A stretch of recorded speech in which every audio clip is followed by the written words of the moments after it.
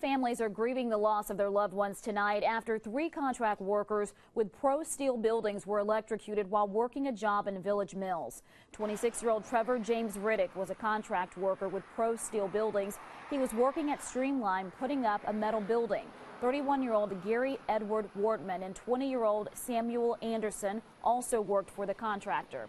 Brandy Ganna came to the job site off Highway 69 to find out what happened to her little brother James.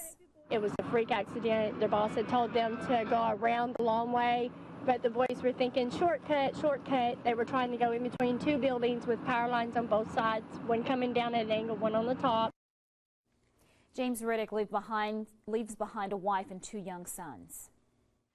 We also spoke with family members of Gary Wortman. His mother says she raised the 31-year-old to be well-mannered, polite, and kind, and he loved his 5-year-old little girl.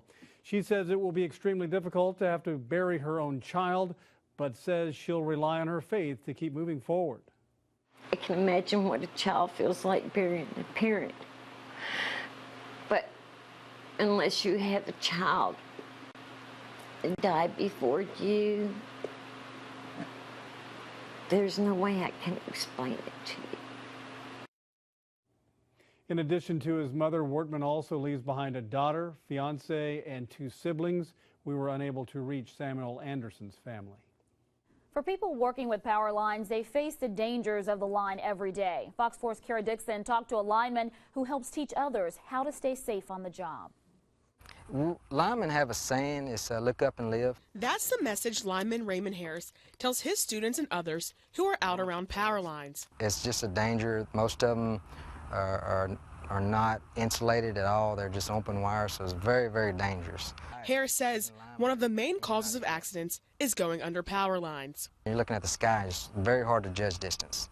For 18 years, Harris has worked the lines, bringing power to residents in his community. He also makes safety equipment to keep his coworkers safe. These right here are climbers.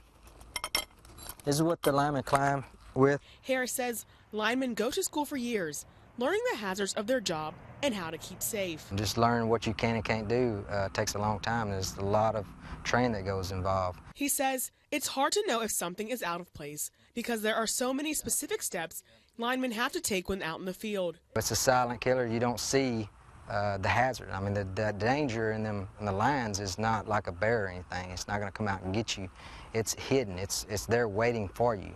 You can't see it. While the job can be dangerous, Harris knows people rely on linemen during emergencies. He's there cutting your lights on when his own lights are out. And that's what we do. And it's a safe job. I mean, if you follow the rules and follow all the safety procedures and safe work practices, it's a safe job. In Silsbee, Kara Dixon, Fox 4 News.